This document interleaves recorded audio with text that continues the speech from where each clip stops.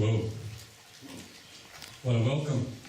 And thank you so much. I just love the presence of Jesus. You know, churches can be program driven, or they can be personality driven, or purpose driven. But I've been teaching my church in the last 4 years to be presence driven. That we acknowledge Jesus Christ as Lord and Saviour, and we invite Him to walk the aisles of the church and to touch the preacher and to touch the people and to move powerfully and sovereignly upon us. Because all too often, as I travel around churches, I hear a knocking on the door. And I say to the pastor, did you hear the knocking on the door out there? He said, what's that? I said, it's the Holy Spirit, it's the Lord Himself trying to get in. It's massive. It's massive. And while you're making all your noise on the inside and doing all your programs, and you've got all your personalities jumping up and down and doing various things, and you've got all your infrastructure in place, you just forgot to invite Jesus. And so just great to be tonight with the presence of the Lord in this place. So we're going to have some fun, and I want to bring a message again I hope will be full of encouragement. Someone left some people home there, I'll throw that over there. I'm teaching on communication, so I'll try and clean the place up before I start here. Keep things going away. Okay, now, one of the things I love about walking around Faith Bible College, here's this my friend here, and is the grounds you have here. I think we should have something special for, what do you call students who come in for the first year? They're called... What? The first year students? Yeah, we need something for first year students to bring them in as an introduction to Faith Bible College, and this is the kind of thing I think we should do for them. Yes.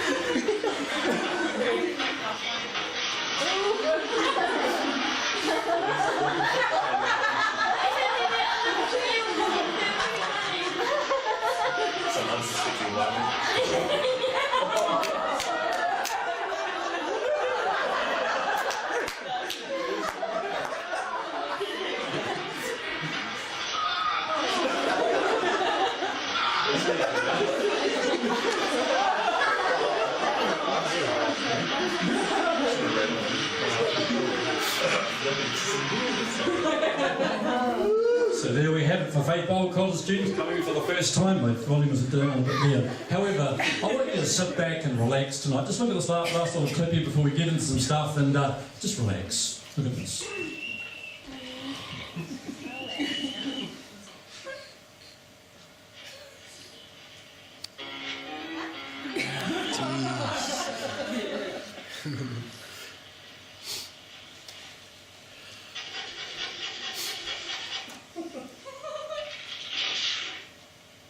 Genius.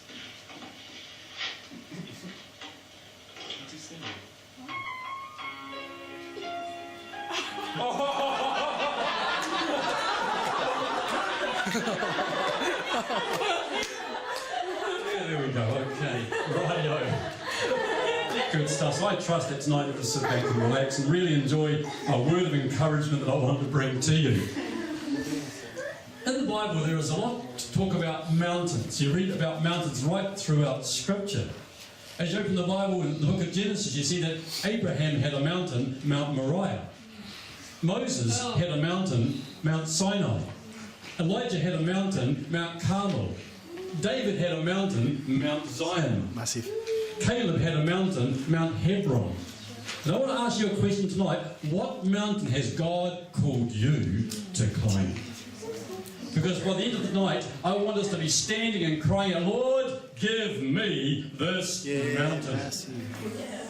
Now, there's a passage of Scripture in the book of Joshua, chapter 12, which says this. Now the men of Judah approached Joshua at Gilgal, and Caleb said to him, "You know what the Lord said to Moses, the man of God, at Kadesh Barnea, about you and me. I was 40 years old when Moses, the servant of the Lord, sent me to Kadesh Barnea to explore the land. And I brought him back a report according to my convictions. But my brothers who went up with me made the hearts of the people melt with fear. I, however, followed the Lord my God. So on that day, Moses swore to me, the land on which your feet have walked will be your inheritance and that of your children forever, because you have followed the Lord my God wholeheartedly." Caleb went on and said, "So here I am today, 85 years old. I am still as strong today as the day Moses sent me out. I am just as vigorous to go out to the battle now as I was then." And then he cried out, using this statement here in Scripture, "Now give me this mountain." Some years ago, as a family, we were travelling through the Southern Alps in the South Island, and we were travelling from Arthur's Pass to Otero. And as we were going through, just getting a sense of the majesty of God, the might of God, the presence of the Lord, driving through the Southern Alps, looking at the snow-clad mountains. From the back seat of the car, my oldest daughter cried out, "Give me this mountain." Now, I'm looking around at mountains that are 3,000 to 4,000 feet high. And I'm thinking to myself, my hat, that's the last thing in the world I want to do, is to climb any jolly mountain as high as that and get to the peak. And my daughter, I wasn't actually saying it out loud, but in my mind I was thinking it, and my daughter cried out from the back seat, "Attitude, Dad, attitude." I never said it, but she heard it. She just sensed me kind of go cold in the front seat, and I got to tell you, when she cried, I said, "What mountain?" She said, "That one there." Well, I had to take 24 hours to have an attitude adjustment. Have you ever had that? You know, you have to get an attitude? And you just need an attitude adjustment moment where you're going to go away and kind of chill out and kind of get yourself into perspective. And that 24 hours, and we came back to the same place, and I said, "Honey, is that the mountain there?" Pointing up to this high mountain peak. She said, "Dad, give me this mountain." Well, I got to tell you, we were unprepared, we were ill-equipped, and we were unfit. The bottom line was that we were no mountaineers. But we took off to reach that mountain peak. As we climbed up through the gullies and started to head towards the mountain peak, 3 times I stopped. 3 times I was exhausted. 3 times I volunteered to go back. But my daughter kept on turning me around and pointing me towards the mountain and said, "Dad, that's the mountain that we're going to conquer today." She kept her focus. She believed that's what she was called to do that day, and she was going to do it no matter what. She reached the mountain peak. And that was many years ago, and I've thought about that, and I've wondered over the years, what kind of keys do we need as individuals to reach the mountain that God has called us to reach? Because each one of us have a mountain, and we need to cry out, "Give me this mountain." And the Lord will reveal the mountain to you by revelation. I have my mountain, and you have yours. What are the keys to reaching your mountain? Well, I want to give you just 4 brief keys tonight. First of all, you will need a goal. Never lose sight of your mountain. I got a picture of my mountain when I was 12 years of age, and I had a dream. I dreamt of standing in a crowd of thousands of people and preaching Jesus and seeing signs, wonders and miracles. And the Lord brought a revelation that I would be a preacher, that I would speak and declare His name. And many times in ministry, I've taken my eye off that mountain. There have been times where I felt like just throwing things in and walking away because it was just too hard. I felt exhausted, like that day I was trying to climb this mountain. I wanted to kind of go back, I wanted to give up. But I had to turn around again and say, "Lord, that mountain, is that what you have called me to climb?" And continue to hold on to the goal, to the mountain peak that He has called me to. Keep your eyes focused on the mountain He has for you. I want to ask you this question: what is your goal? What has God given you? I know what He's given me, but what has He given you? What are you aiming for? What is your focus? What is your purpose? What is your direction? You see, a goal is not something you work on.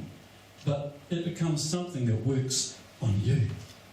And when you get it from God, and you know that you've got a goal that you've got to work toward, you don't have to work hard after it. It'll kind of become part of you, and you will start to work it out in your life. That goal will be part of you. But I hear many people say, well, Pastor, I don't really believe in goals. I mean, surely Jesus didn't speak about goals. Well, folks, in Luke chapter 13 and verse 32, it says this. Jesus said, go tell that fox, I will drive out demons and heal people today and tomorrow, and on the third day, I will reach my goal. Jesus spoke about goals. Jesus' life had a predetermined plan that he would carry out, and no harm would come to him until his purpose was accomplished. And I believe that for each one of us tonight, we have a predetermined plan. God has a purpose and a mountain for each one of us to climb. And you'll have to get that from God for yourself and hold on to it and go for it, because God has a goal for you. Habakkuk says this, you need to write down the goal, or write down the vision, the revelation, and make it plain upon tablets, so that my herald may run after it, for the revelation awaits an appointed time. There is coming an appointed time when you will leave this place and pursue the goal that you have got by revelation. Because God has a plan and a purpose, and no harm will come to you until you fulfill the purpose that God has for you. Until, as Carly said, glory comes. What goal are you going for? So first of all, you need a goal to reach your mountain peak. The second thing you'll need, apart from getting focused to achieve that, the second thing you will need is this: a pioneering spirit. A pioneering spirit.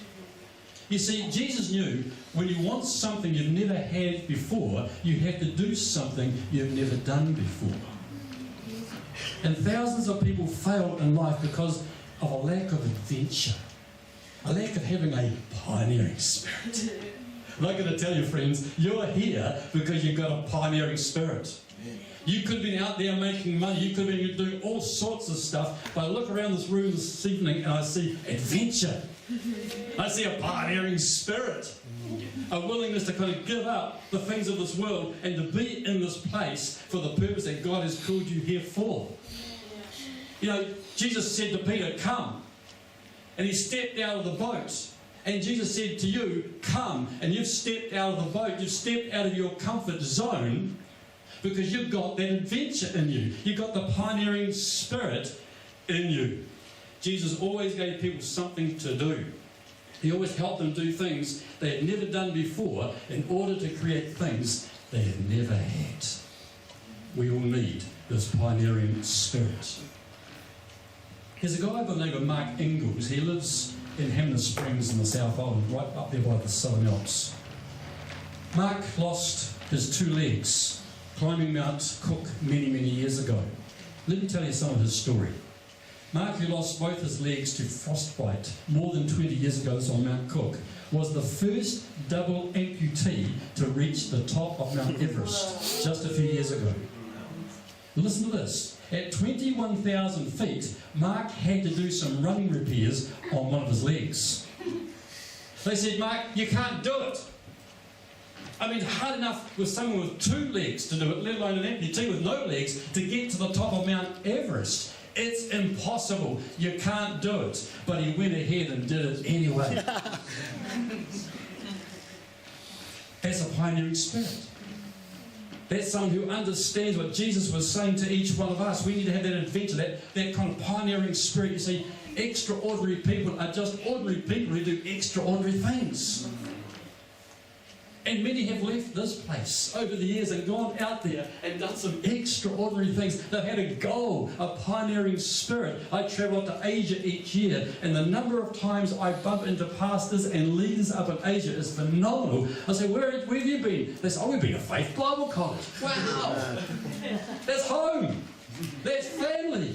It was there when I went through the hard knocks and the hard learning, and sometimes I felt like just giving up, that I got the goal, I got the revelation, I wrote it down, and I've got a pioneering spirit. That's why I'm up a tree, up a creek without a paddle, doing whatever for God, because this is where He called me to be. Everyone says it must be hard, but it's not. In Jesus, Yeah. yeah, I'm in the right place. So we need to have that pioneering spirit. So you need a goal. You need a pioneering spirit. The next thing you need to reach your mountain peak is determination. I love this. The nose of the bulldog is slanted backwards so you can continue to breathe without letting go. I've got to tell you, folks, there are times we've got to be just like that bulldog. Just get a hold of that bone and don't let go. Just get hold of the truth of God that He's given you and don't let go. Get hold of the vision and the revelation that He has for each one of us and don't let go. I love the story of Winston Churchill, who I think it was around the time of the Second World War. He made a famous speech to a graduating class at Oxford University.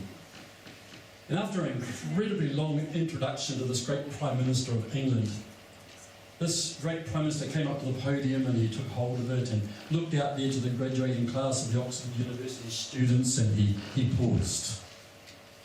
And he looked around and said nothing for a while. And then he cried out these words: never, never, never give up. He stopped. And every eye was focused on that great Prime Minister. And again he cried out these words: never, never, ever give up. And he walked off. It was recorded as being the shortest speech that the Prime Minister ever made. Massive. Don't ever give up. And if I just leave you with one thing tonight, it would be this: don't ever give up.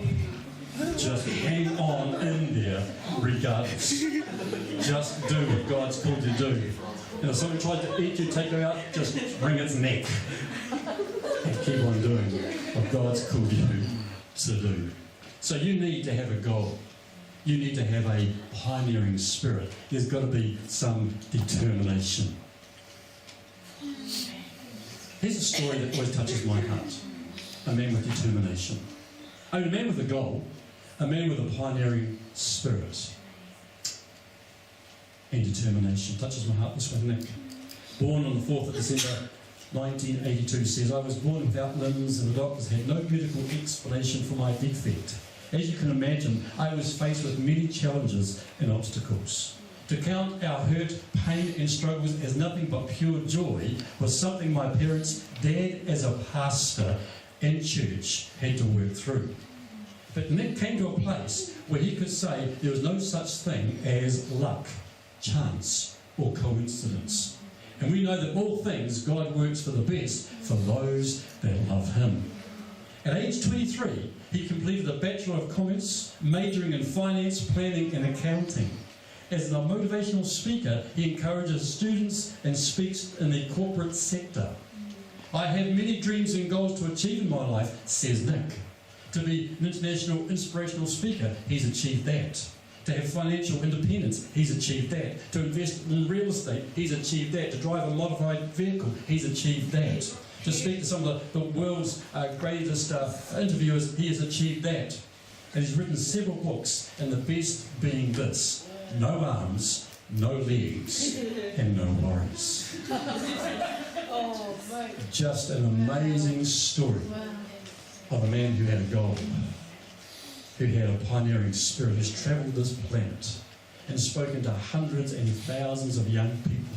And I watched some of the video clips as he's gone into high schools and seen kids in tears, just weeping, crying, and realising that he has so much hope, so much faith, so much belief. And these kids are just kind of kicking out in life and throwing up, and he has no arms, no legs, and no worries. As humans, says Nick, we continually put limits on ourselves for no reason at all. What's worse is putting limits on God, who can do all things. We put God in a box. Nick says, don't focus on your capabilities rather than your availability, for we know that it's God through us that counts. What an amazing story of a man who had determination, willing to just keep on doing what he was called to do. No arms, no legs, no worries. You complain about having a late night. You have to turn up for lectures the next morning. You complain about doing a few assignments. Well, I'd say to you, get a life. Get over yourself. Just get on with what God has called you to do. Stop complaining. Just remember Nick. But you know the thing about Nick? He ran the race. He's running the race. No legs. He's in the race. And he's running because he understands determination, tenacity, stickability, and courage. What an inspiration to each one of us. So you need a goal, you need a pioneering spirit, you need determination, and then you'll have to have attitude. Attitude. You need a right attitude. Charles Swindoll, who was one of the greatest communicators in the latter part of last century, said these words: the longer I live, the more I realise the impact of attitude on life. Attitude to me is more important than facts. It's more important than the past, than education, than money, than circumstances, than failure, than success, than what other people think or say or do. It is more important than appearance, giftedness or skill. It will make or break a company, a church, a home. The remarkable thing is we have a choice every day regarding the attitude we will embrace for that day. We cannot change our past. We cannot change the inevitable. The only thing we can do is the one thing we have, and that is our attitude. He says, I'm convinced that life is 10% of what happens to me and 90% of how I react to it. And so it is with you.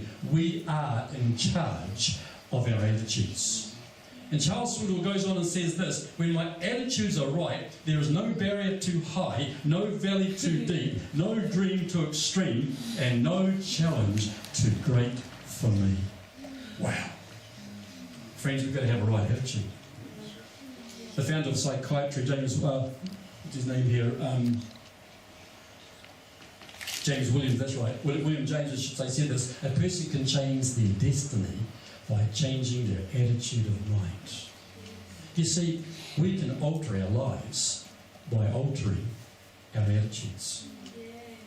It was Henry Ford, who was obviously the founder of the Ford motor vehicle, said this: think you can, think you can't, either way you'll be right. Think about that. Think you can, think you can't, either way you'll be right. Friends, we've got to kind of think right. We've got to have a right attitude. You see, it's your attitude, not your aptitude, that is your skills and abilities, that will determine your altitude. Massive.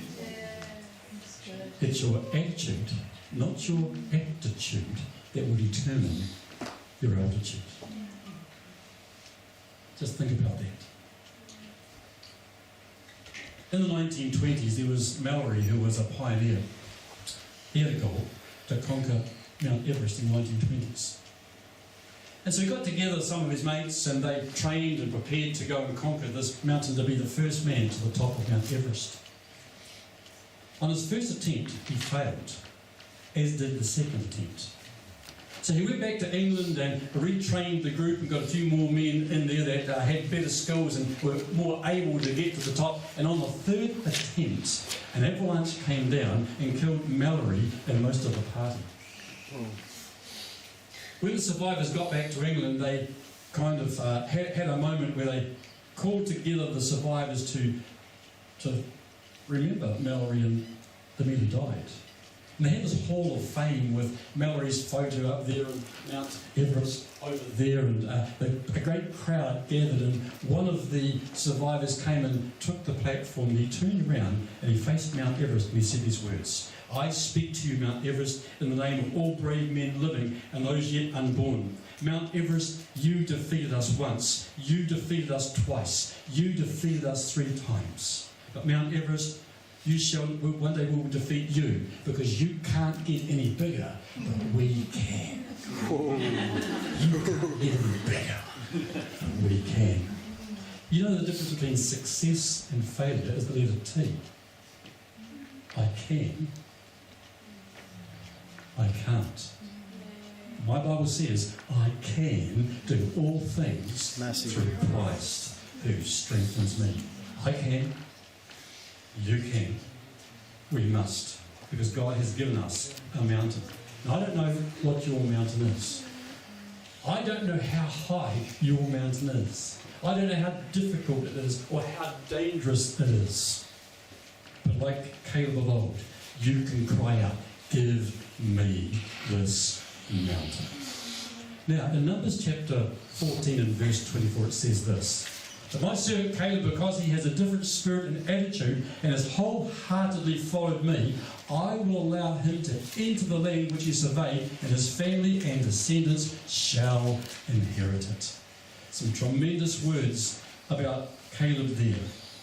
And when we read about Caleb, we see some very distinctive characteristics in his life. Caleb had a different, positive, faith-honouring attitude. He had total dedication to the Lord, and this resulted in God's promise to him and his family to come into the promised land. And his family was going to inherit the same privileged blessings because of the faithfulness of one man who saw this mountain and said, "Give me this mountain." It took 45 years to get back to that mountain, and finally he conquered it. Friends, let me finish by saying, how did he reach his mountain? Well, just simply, he had a servant heart. He had a different spirit. He had a pioneering spirit. He had an adventurous spirit. He had a spirit that was determined to take that mountain, even at 85 years of age. Also, he had a right attitude. There's a little poem that says this: "There is very little difference in people, but that little difference makes a big difference." The little difference is about attitude, and the big difference is whether it is negative or positive. We need to have a right attitude, and we need to be wholehearted. I was speaking last week about mediocrity, about being half-hearted. But friends, we can't afford to go there because there is an enemy called average. And that enemy lurks all the time trying to get us, causing us to be average. But I believe that God doesn't want you to settle for average. He wants to launch you past the middle to the top. You need to be shooting for your mountain, aiming high. You need a goal, a pioneering spirit, determination, a right attitude. So let me leave you with this tonight. Aspire to climb as high as you can dream. Aspire to climb as high as you can dream. William Carey said this, the missionary: "Attempt great things for God and expect great things from God." Powerful. And finally, what would you attempt to achieve if you believed it was impossible to fail? When I was 12 years of age and got this dream, night after night, preaching to thousands of people, tens of thousands of people. I'm just a 12-year-old boy, brought up in a Brethren church, who said in those days that speaking in tongues was of the devil, and a lot of stuff that I do today wasn't of God. I'm going back 50 years type of thing. And so I had this kind of mindset that the stuff that I was getting by revelation as a 12-year-old boy and seeing signs, wonders and miracles, I was quite confused, but I realised that what God had given me was the revelation, and what some of the stuff that I was taught wasn't quite right. Good people, some really good teaching in those days, but some aspects of the Holy Spirit weren't quite aligned, I believe, to the Godhead, Father, Son and Holy Spirit. As I set sights on my mountain and said, "Lord, I know what I've got to do in life." It didn't take long. As I said last week, when I was 18 years of age, my right lung collapsed. And 2 years later, my left lung collapsed, and I had my lungs glued to my chest wall, and I'm thinking, it's all falling apart. Things ain't going well here. I failed in my health. In my school days, I failed at school in my education. In actual fact, taking 5 years to get a school certificate. I mentioned last week, how dumb can you be? I mean, that was me. Failed in education. I failed completely in my health, whereas my lungs now are glued to my chest wall, and I only got 2/3 of my lungs, and I've had the miracle of God. I share that with you, but I'm going to say, everything will come at you and will attack you and cause you to turn around from your mountain and back up and walk away every time. When you get that dream, and when you get that revelation, as I got from God at the age of 13, I knew I had a goal. I knew I'd have to have a pioneering spirit to achieve what God had called me to plant 6 churches over these years.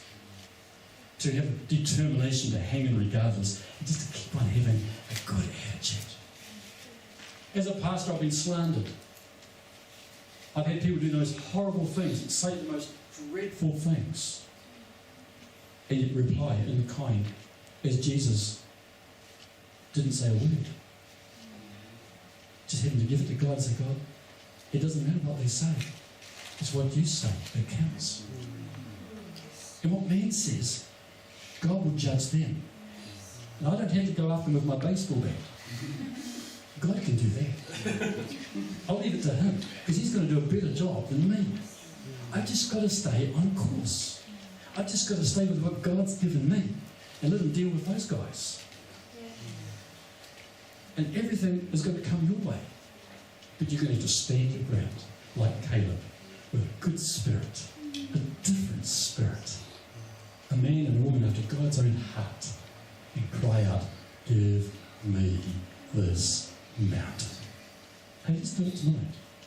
You just stand.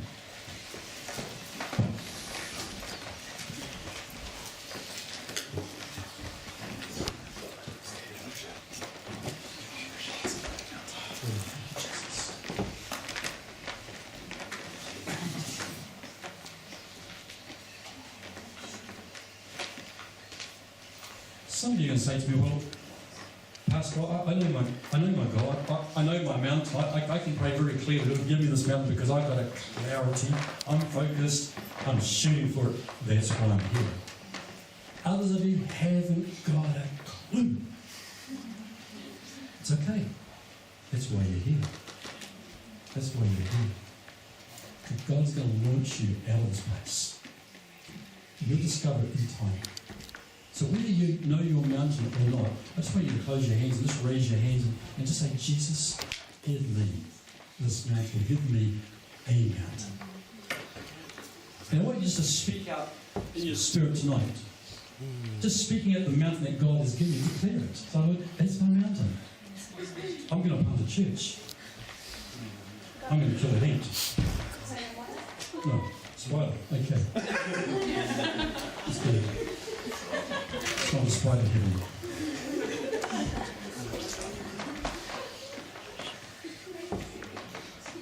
Come on, just start vocalising. Stick it out. Lord, give me this mountain. I want you to just kind of start. I mean, Caleb was 85 years of age and give me this mountain. I want you to cry out tonight, Lord, give me this mountain. Whatever it is, cry out, speak it out. If you know it, call it out. If you're not sure, say, Lord, I don't know, but give me a mountain, Lord. And when you do, I'm going to get focused. I'll be determined. I'll have a pioneering spirit. I want you to pray your prayer. I'm not going to pray it for you now. You need to pray it. I want you to speak it out loud. This is not a silent prayer meeting. This is a shouting one.